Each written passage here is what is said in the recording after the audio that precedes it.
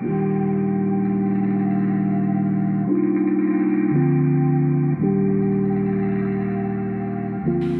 spectatrices, chers spectateurs, c'est un grand bonheur que de vous présenter la saison 22-23. Et quand j'essaie de trouver le fil rouge de cette saison, un mot qui pourrait la résumer, celui qui me vient, c'est irrésistible. Parce que ce sont toutes des propositions auxquelles j'ai répondu par un immense oui. De grandes distributions, des productions d'envergure. Voici ce qu'on vous propose dans le détail. En ouverture de saison, Cabaret, on vous l'avait promis, était hors de question qu'on ne vous présente pas cette grande production avec Bertrand Alain à la mise en scène, Sébastien Champagne à la direction musicale, Harold Réaume aux chorégraphies. Donc, une grande fête, beaucoup d'éclat, beaucoup de générosité, 20 artistes sur scène. Vraiment un événement. On ouvre la saison en grand.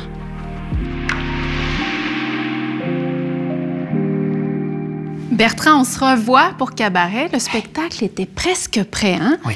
On était à la veille de l'entrée en salle, mais ça a comme avantage que là, maintenant, tu connais le spectacle parce que tu as travaillé la matière. Oui. Qu'est-ce que tu as appris en travaillant?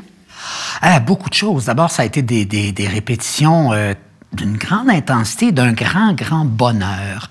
C'est un projet qui exige beaucoup des interprètes. Bon, le metteur en scène aussi, parce qu'il faut bien préparer la table pour que ça ait lieu. Mais pour les interprètes, c'est excessivement exigeant, mais très excitant, parce qu'ils doivent chanter, danser, jouer la comédie.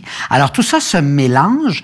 Et dans les grandes constatations qu'on a faites, c'est qu'évidemment, il y a des scènes à travers des numéros qui sont chantés et dansés. Puis on s'est rendu compte que pour que vraiment le jello poigne, oui. que ça prenne vraiment entre tout ça, c'est qu'il fallait que les scènes soient tout aussi précises que les numéros musicaux. Et là, c'est là que la magie opère et que tu fais... On ne dit pas, tout à coup, quelqu'un se met à chanter. Non, ça devient le même spectacle, la même force. C'est très intéressant. À un moment donné, je me suis faufilée dans une répétition, puis c'était extraordinaire. Je disais, OK, là, c'est vraiment de la bombe. Là, c'est ça pourquoi on a programmé puis travaillé si fort. Quel genre d'aventure les spectatrices et les spectateurs vont vivre en venant voir le spectacle? Je crois qu'ils vont vivre vraiment profondément cette histoire-là. Parce que, bon, moi, c'est une histoire qui me touche beaucoup. Puis, je ne savais pas pourquoi. Évidemment, là, j'ai eu plusieurs semaines de répétition pour essayer de trouver la raison pourquoi ça me touche autant. Et je crois que c'est ce que les spectateurs pourront vivre. C'est-à-dire, c'est notre joie profonde, notre droit au bonheur qui, tout à coup, est menacé. Puis on sait c'est quoi. On le sait peut-être mieux maintenant qu'il y a 2 ans et qu'il y a même quelques semaines. C'est-à-dire, on sait que on aspire au bonheur, à la joie profonde, une joie insouciante. Et là, tout à coup, cette joie-là, elle est menacée. Et je crois que c'est profondément humain, ça nous touche, ça nous effraie, puis en même temps, ça nous tient toujours la mesure de ce qu'on cherche pour vrai, cette vraie joie-là. Tu m'avais dit, il y a beaucoup de résonance avec la pandémie. Oui. Là, avec la situation mondiale aussi. Malheureusement, j'ai l'impression que ça va avoir encore plus de résonance. C'est certain, parce que l'histoire se déroule donc en 1930. Le nazisme s'installe peu à peu en Allemagne et les personnages qui sont venus à Berlin pour vivre vraiment ce qu'ils ont de plus profond en eux, leur plus grande liberté, cette joie-là dont je parlais tantôt, sentent que ça tiendra plus longtemps, peut-être. C'est comme exaltant. Il y a comme un truc aussi qui exulte avec le chant, la danse. Il y a quelque chose de vraiment jouissif et c'est ça qu'on ressent aussi quand on vous regarde. On a très, très hâte d'enfin voir et vivre. Ça s'appelle Cabaret, hein? C'est ça? Oui. Merci beaucoup, Bertrand. On a tellement hâte!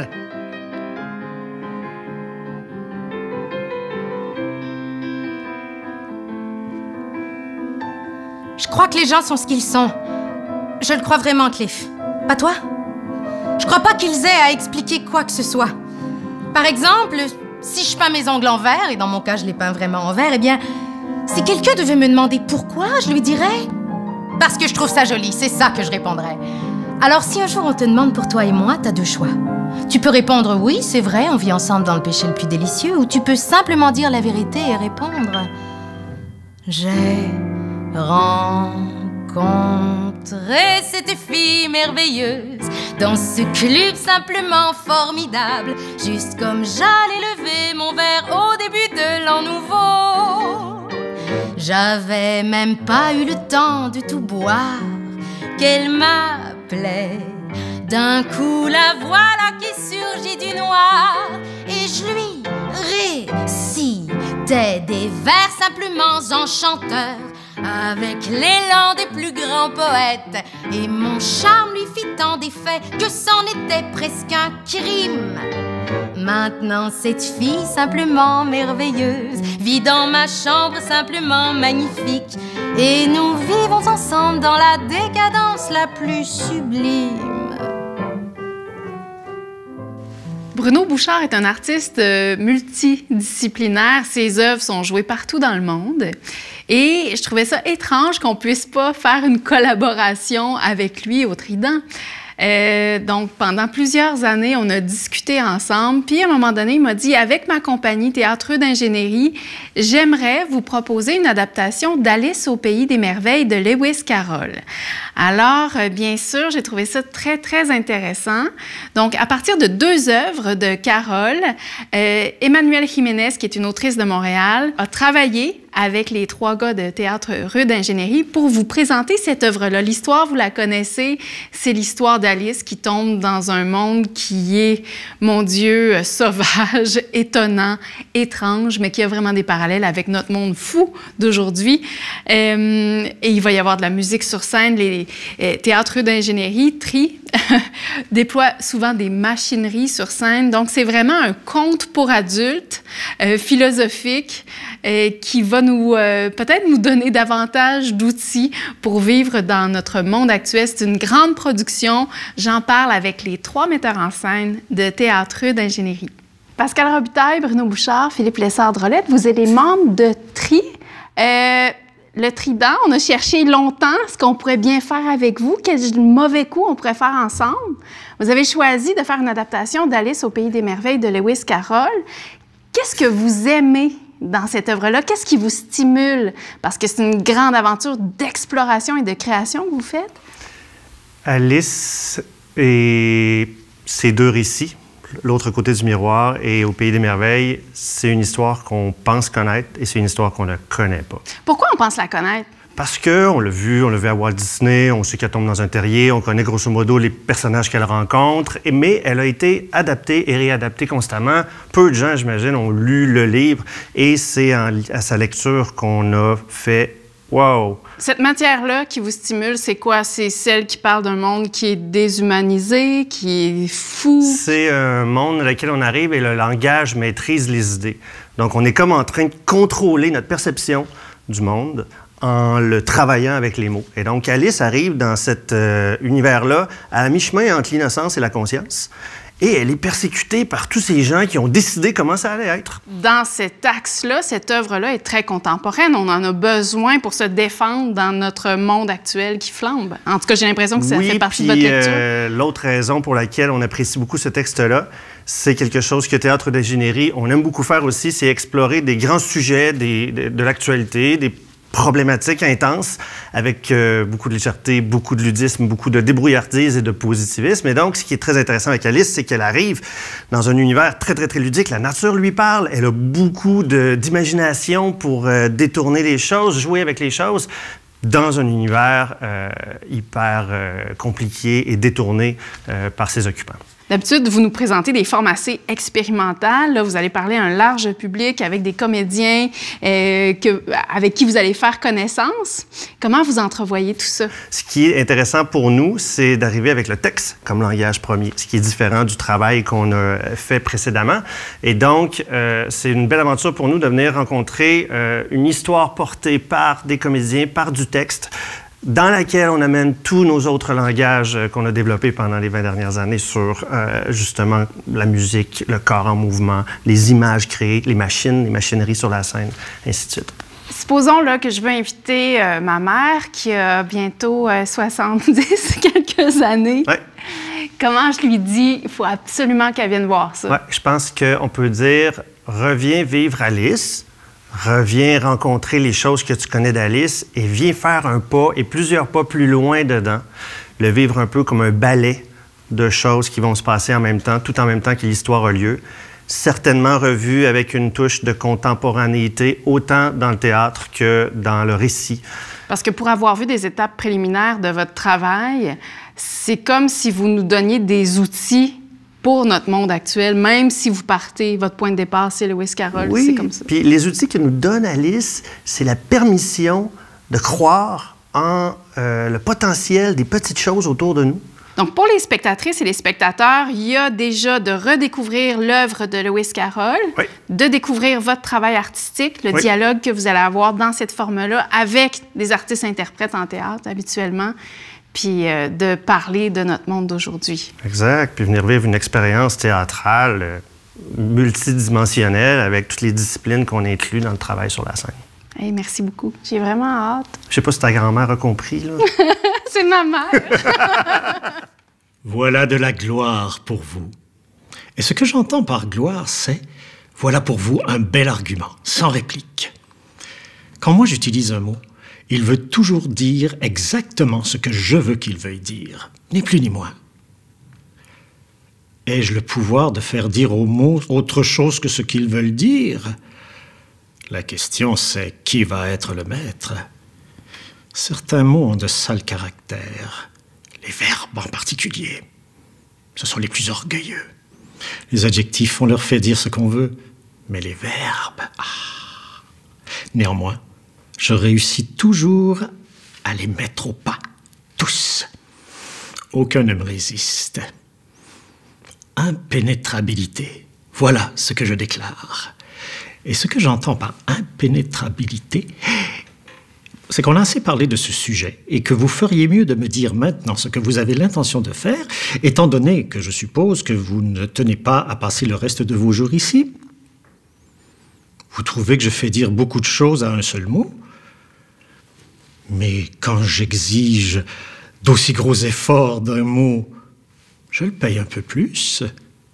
Oh, j'aimerais que vous les voyiez le samedi soir quand ils viennent chercher leur salaire. J'aimerais maintenant vous réciter des mots qui ont été écrits juste pour vous amuser. Il était reveneur. Les slictueux toves sur l'aloinde giraient et vriblaient.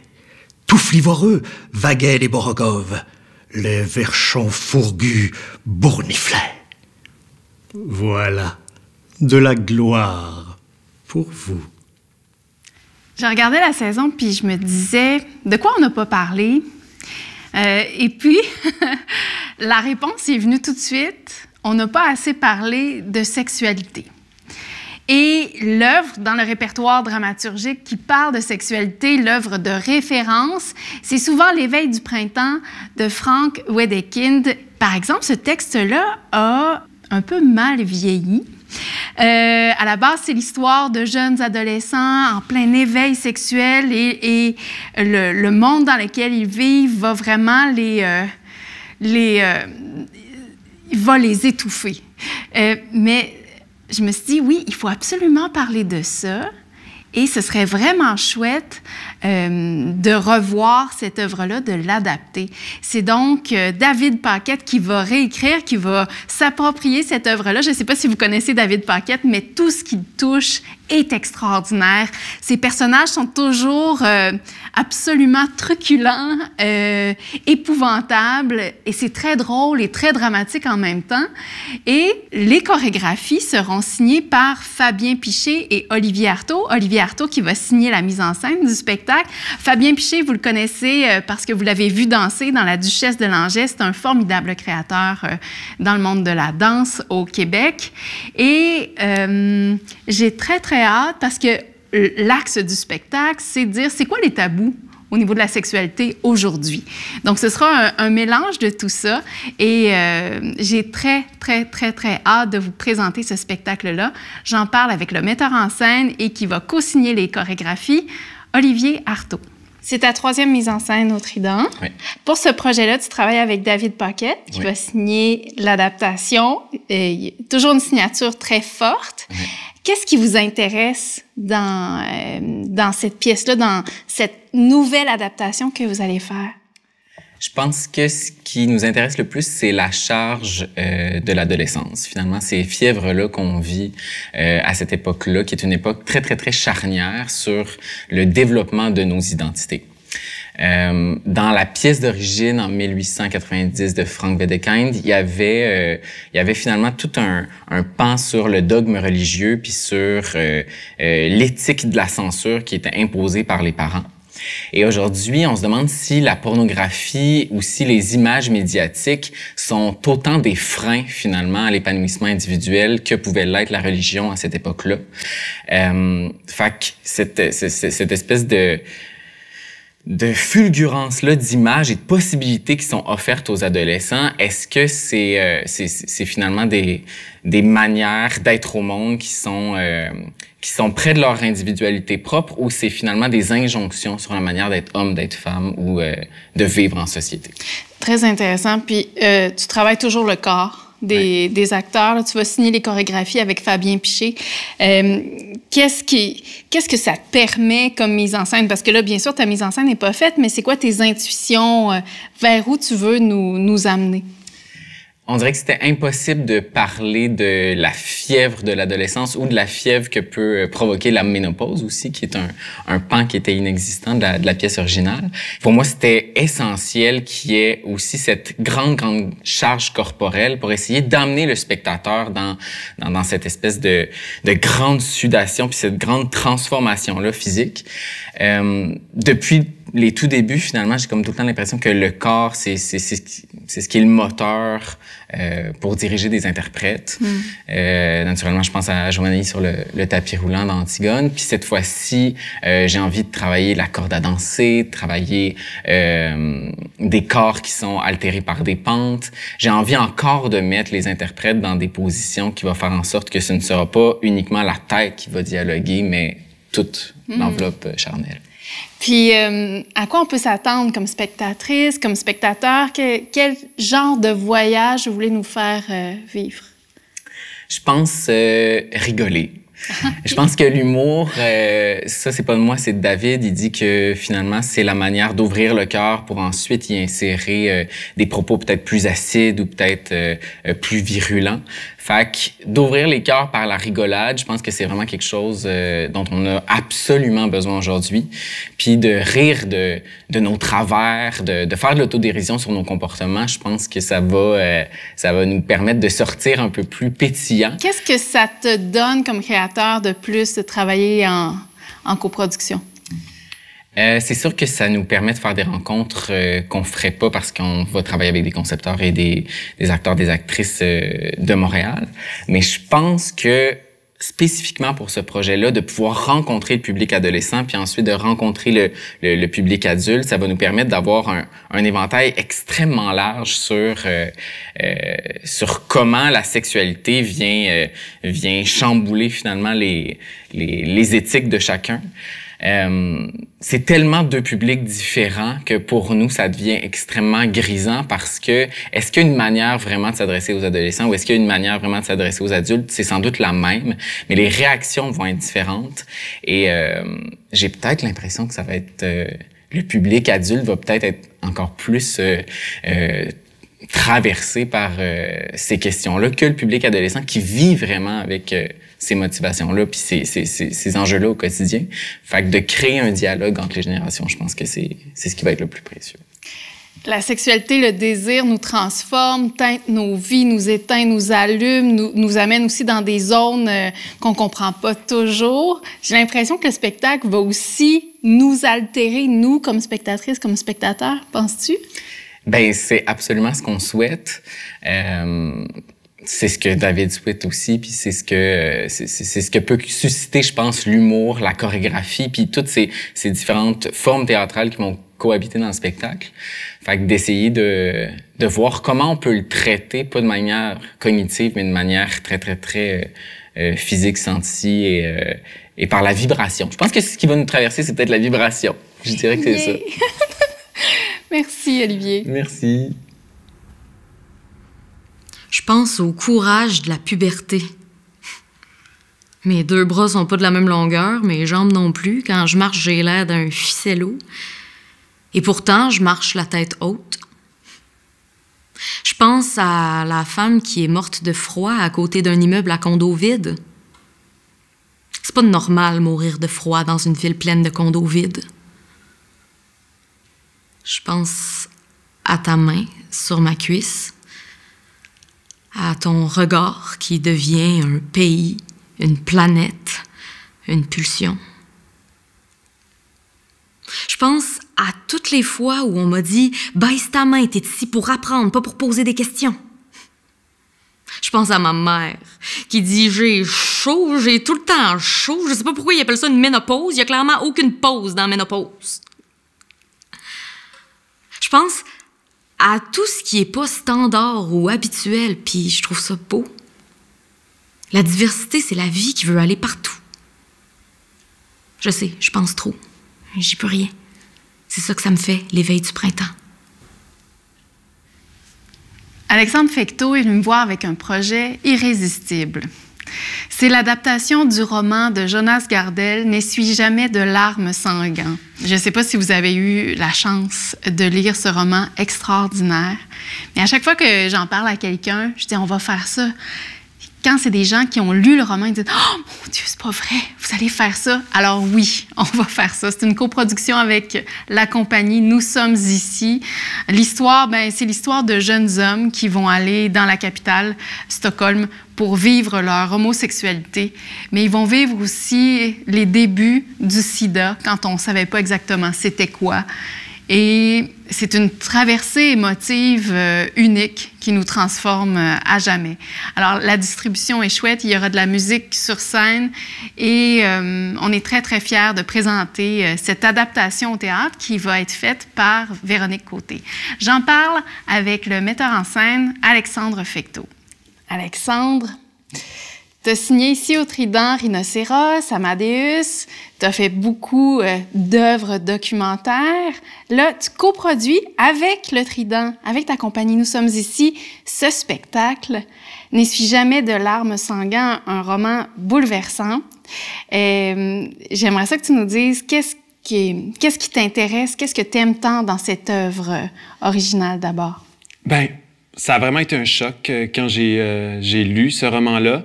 Je pense que comme beaucoup de monde qui a grandi à cette époque-là ou qui était présent à cette époque-là, l'épidémie de VIH-Sida, c'était quelque chose de vraiment marquant. C'est un climat inquiétant.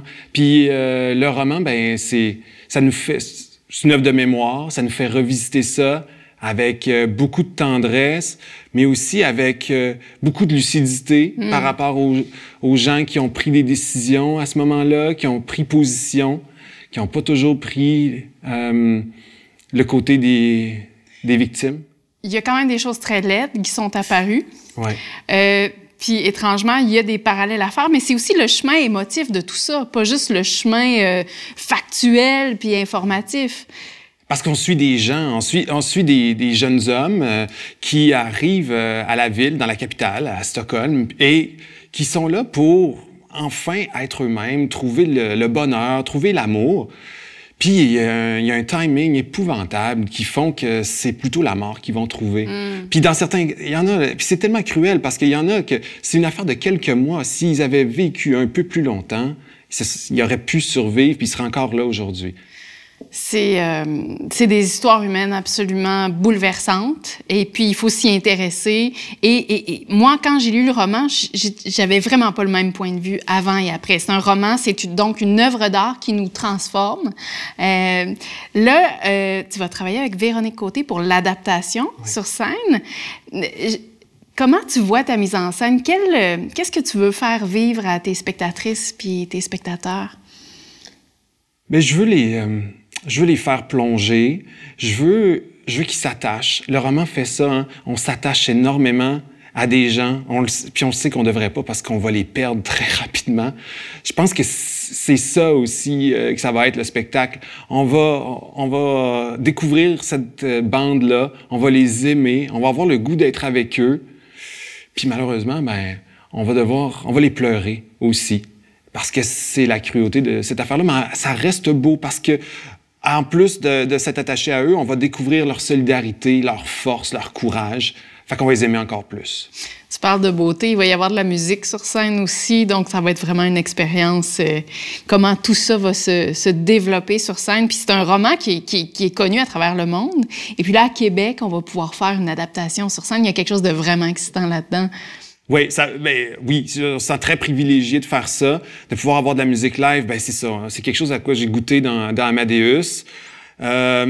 Puis j'ai été... Il y a comme eu une adhésion qui s'est faite pour moi entre un morceau puis le roman. Fait que c'est ça qu'on va mettre sur scène et qui va accompagner ça puis enrober ça. Mon Dieu, juste à en parler, là, j'ai tellement hâte. Ça va être quelque chose à vivre. Oui, je pense que oui. Ça va être costaud, mais ça va être beau. Dans les gens que je connais, presque tous les séropositifs comme moi ont arrêté toute forme de sexualité. On n'aime plus notre propre corps. Je vais même plus me masturber. Je vais pas voir mon sperme contaminé. Mon pire cauchemar, ce serait d'être frappé par une voiture, puis d'être obligé de crier au monde « Éloignez-vous, touchez-moi pas, je suis contaminé ». Mon dentiste a arrêté de me recevoir du jour au lendemain. Le personnel à l'hôpital osait même pas me toucher. Puis les médecins arrêtaient pas de me dire des affaires comme « Cette histoire d'homosexuel-là, il faut que ça s'arrête immédiatement ». La première année, j'ai pas été capable de dormir sans somnifère. J'ai demandé des congés de maladie parce que je n'osais même plus rentrer travailler. Après mon premier congé de maladie,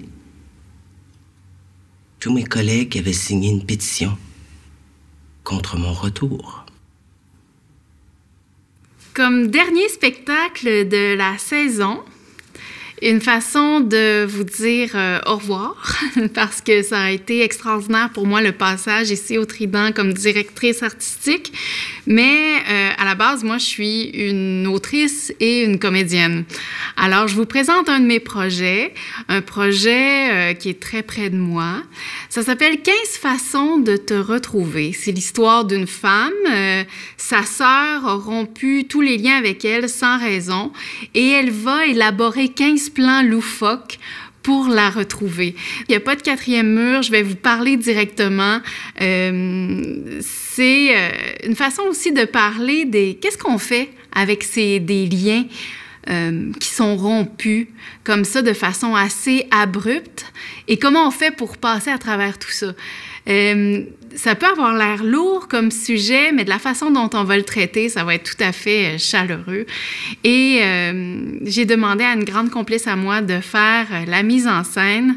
C'est Maryse Lapierre qui va signer cette mise en scène. Je t'ai demandé de faire la mise en scène de ce spectacle-là qui s'appelle « 15 façons de te retrouver ». Qu'est-ce qui t'intéresse là-dedans? Anne-Marie Olivier. C'est gênant. Pour commencer. Bien, donc c'est sûr que de me faire offrir de faire la mise en scène d'un solo de toi, c'est un cadeau. Un cadeau, puis qui fait beaucoup de sens pour moi aussi parce que je suis ton travail depuis le début, Gros Détail. Pour moi, ton écriture rassemble tellement de choses que j'aime. C'est à la fois très intime, mais plus grand que nature. C'est l'extraordinaire de l'ordinaire. C'est le tragique et en même temps la fantaisie, la poésie. Fait que, puis pour moi, c'est pas mal toutes les raisons pour lesquelles j'aime faire du théâtre aussi. ça parle à notre humanité. Déjà, tu as des intuitions de mise en scène. On sait qu'il va y avoir de la musique sur scène. On ne sait pas encore laquelle encore, mais il va y avoir moi qui va parler aux gens avec quelqu'un qui va faire de la musique. Mais c'est quoi tes intuitions de départ que tu as pour ta mise en scène? Bien, ce texte-là parle de la présence de l'absence. C'est comme donc le monde des souvenirs qui se mêle avec la réalité. Qu'est-ce qu'on fait quand quelqu'un coupe les liens puis qu'on sait pas pourquoi? Exactement. Je veux quelque chose de très intime, mais qui en même temps nous donne le goût de pas être à moitié dans la vie puis d'aimer fort. Ah oui, oui. Puis t'as mis en scène les Ploufs ici, au Trident, puis là, tu vas mettre en scène cette histoire-là avec moins de gens sur scène. Oui, on passe quand même de 12 à une personne. Ça te fait-tu peur ou... C'est nouveau, puis c'est très intéressant aussi de travailler avec certains éléments qui nous font peur, mais je pense que ça se peut. On a eu quelques exemples aussi sur la scène du Trident de solo. Il y a quelque chose qui se concentre aussi, il y a comme une concentration, puis on va essayer qu'avec les concepteurs aussi, que ça se fasse, qu'on ait l'impression d'être très, très proche de toi. Et moi, j'aime tellement ça, les solos, là.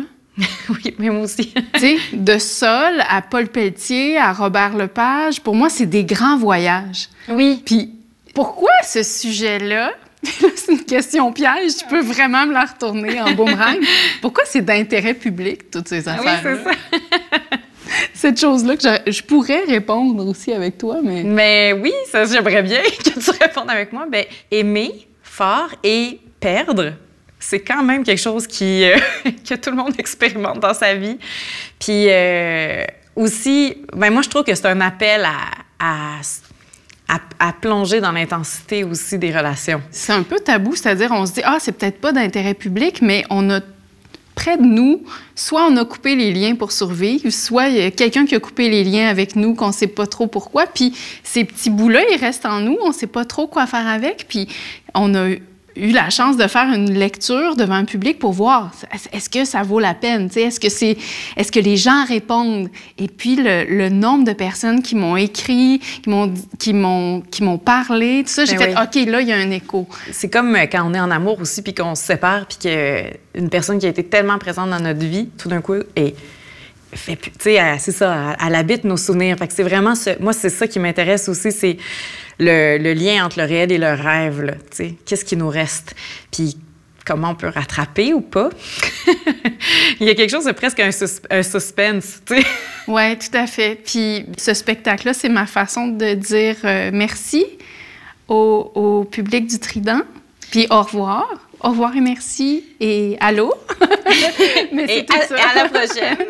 Mais parce que, tu sais, quand j'ai eu la direction artistique ici, j'avais comme le fantasme de serrer la main de chaque spectatrice, puis de chaque spectateur. C'est vraiment ça, ce spectacle-là. La thématique peut être lourde, mais ce ne sera pas un spectacle lourd. Oh non, c'est ça. Il y a ton humour, là, aussi. Ben, il faut rire, sinon on meurt, là. Il y a des répliques incroyables. Puis, ce que j'aime aussi, tu sais, c'est qu'il y a le sujet principal, mais il y a plein de ramifications aussi. Tu parles de tellement de choses. On a eu beaucoup de temps pour penser, veux pas, là, les dernières années. Puis, vas-y. Plein de ramifications sociales dans le Québec d'aujourd'hui, les relents, tu sais. La place de l'artiste. Oui, la place de la famille, la place de l'argent. De l'étranger. Ah, tout ça. Tout ça est là. Ben, j'ai hâte. Moi aussi. Ça faisait déjà 8 ans qu'on s'était pas donné signe de vie. Maman m'a demandé de t'appeler, mais j'ai pas ton numéro, fait que je le cherche dans Canada 411. C'est absurde, comme si t'étais une inconnue, en tout cas. Je laisse un message sur ton répondeur. Salut, c'est Marie, je m'excuse de te déranger, mais là, faut que je te parle. Je te laisse mon numéro, tu rappelles pas. Là, moi, j'étais un vrai paquet de nerfs, je sais pas quoi faire. Je te texte. Papa est à l'hôpital, rappelle-moi, s'il te plaît. Tu rappelles dans la minute. Allô? Salut? Papa est à l'hôpital, il va pas bien, les médecins savent pas ce qu'il y a, son état se dégrade super vite. Il va-tu mourir? On le sait pas. OK. Rappelle-moi si ça empire.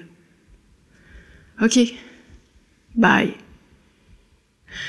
3e essai d'antibiotiques, papa guérit. La situation s'est pas empirée, fait que je t'ai pas rappelé. Mais entendre ta voix m'a bouleversée. Je m'en souviens, je tremblais, j'avais les jambes molles, les yeux exorbités. C'est toi. T'es en vie. T'es là, malgré tout.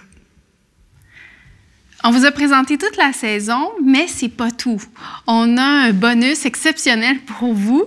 C'est une trilogie. 1, 2, 3, la trilogie de Mani Soleiman-Loup. C'est donc une coproduction avec la compagnie Orange Noyer, mais une coproduction avec le Théâtre français de Toronto, Jean Duceppe, le Théâtre populaire d'Acadie, le Cercle Molière. Donc, c'est une production qui va jouer partout au Canada. Et quand il passe à Québec avec des artistes de Québec, ils sont au Trident. 1, 2, 3, c'est donc 3 spectacles, 5 représentations seulement. Dans un, Mani Soleiman-Loup se demande qu'est-ce qui lui reste d'Iranien. C'est quoi pour lui être québécois, être aussi iranien? Dans 2, c'est un duo avec Emmanuel Schwartz que vous avez pu voir dans Forêt, qui est une bête de scène incroyable. Donc, avec Emmanuel, il va discuter c'est quoi son identité par rapport aux autres. Et dans 3, cette nouvelle mouture de 3, il y aura 40 artistes sur scène qui vont se demander mais c'est quoi le Canada? C'est quoi être Canadien? C'est quoi notre identité réelle et comment on peut la transcender vers quelque chose d'ouvert et de plus humain? Donc, comme je vous disais, seulement 5 représentations. Ce sera une aventure exceptionnelle. Vraiment, c'est un événement hors du commun. Mani Soleiman-Loup est très occupée, donc on l'a rejoint pour une entrevue par Zoom. Bonjour Mani, merci beaucoup d'être avec nous. J'aimerais ça que tu nous parles de 3. 3, déjà, il faut dire que ça inclut 1 et 2. Fait que c'est ça, fait que 1, 2, 3, dans le fond, c'est un spectacle que j'ai créé il y a de cela plusieurs années. En fait, tout part de 2009 où j'ai créé un premier solo avec moi seul en scène, où je questionnais un peu cette idée-là de cette étiquette qu'on m'a imposée à un moment donné en disant tu es un Iranien, parle-nous d'où tu viens. Et là j'ai fait bon, ok, je vais essayer de parler de ce pays-là que je connais pas du tout, et surtout mon incapacité à parler d'un pays, alors que je pensais que je vivais ici avec tout le monde et que ma culture était une culture québécoise occidentale. Bref, fait qu'on m'a renvoyé à ce pays-là que je connais très très peu. Donc j'ai tenté de mettre en mots ce questionnement identitaire-là dans un monologue, qui ensuite a vite eu besoin d'une réponse, sur quoi j'ai créé 2, où avec Emmanuel Schwartz, on questionne un tout petit peu cette première quête identitaire que j'ai mis en place avec 1, c'est-à-dire la thèse, mettons, qui a été mise sur scène avec 1, ben on a essayé de le questionner dans 2 avec Emmanuel Schwartz, donc le Québécois de souche et moi, l'immigrant, pour arriver à voir si on peut avoir une discussion sur le sujet de l'identité québécoise à 2. Qu'est-ce qui se passe quand on essaie de confronter cette idée-là? On arrive vite à un genre de cul-de-sac identitaire. Et finalement, je me suis dit, ben, écoute, tant qu'à faire, pourquoi pas pousser plus loin, jamais 203, et faire un spectacle, finalement, qui rassemble un genre de nous collectif.